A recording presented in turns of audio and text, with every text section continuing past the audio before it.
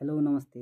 हिजो मात्रै Chitwan राइनोजले trophy tour गर्ने क्रममा आफ्ना 3 वटा खेलाडीहरू अनुबन्ध गरेको छ, जसमा इङ्ल्यान्डका डेभिड मिलन, इङ्ल्यान्डकै रवि पोवारा र पाकिस्तानका सोहेल तनवीर रहेका छन्।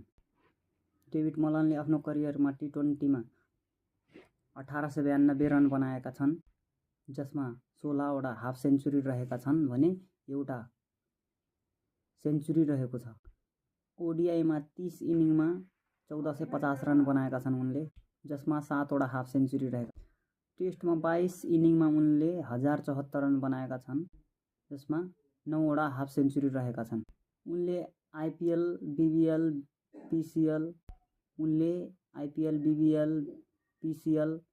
दुनियाँका विश्वभरि चर्चित लिगहरू खेलिसकेका छन्। उनले टी20 र्याङ्किङमा 1 वर्षसम्म नम्बर 1 ब्याट्सम्यानका रूपमा रहेका थिए। चितवन राइनोजले एकदमै उत्कृष्ट खेलाडी अनुबन्ध गरेको छ। त्यस्तै रवि पोवारा ओडिआईमा 120 म्याचमा 2695 रन बनाएका छन् उनले। टी20 आईमा 711 रन बनाएका। त्यस्तै गरी सोहेल तनवीर पाकिस्तान टेस्टमा 2 म्याचमा 5 विकेट लिएका छन् उनले।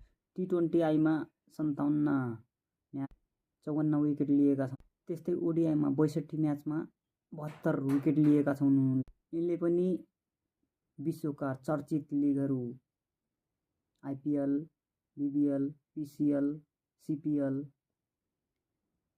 लिगहरू खेलिसकेका छन्। यिनले 2008 सालमा आइपिएलमा पर्पल क्याप होल्डर रहेका छन्, जसमा उनले 22 विकेट निकालेका थिए। त्यस्तै गरी गत वर्ष उनले पोखरा एभेन्जरका विरुद्ध एकदम राम्रो प्रदर्शन गरेका थिए, जसमा उनले 5 विकेट पनि लिएका थिए। यिनले रिजन ढकाललाई पनि एकदम राम्रा टिप्सहरू पनि दिएका होलान्। यो वर्ष पनि यिनलाई रिटेन गरिएको छ। एकदमै राम्रा बलर रहेका छन्। त्यस्तै गरी कर्णाली आक्सले आज मात्रै नयाँ खेलाडी अनुबन्ध गरेको छ, स्कटल्यान्डका मार्क वार्ड। यिनी अलराउन्डर रहेका छन्। ओडिआईमा 81 म्याचमा 109 विकेट निकालेका छन्, 142 रन बनाएका छन्।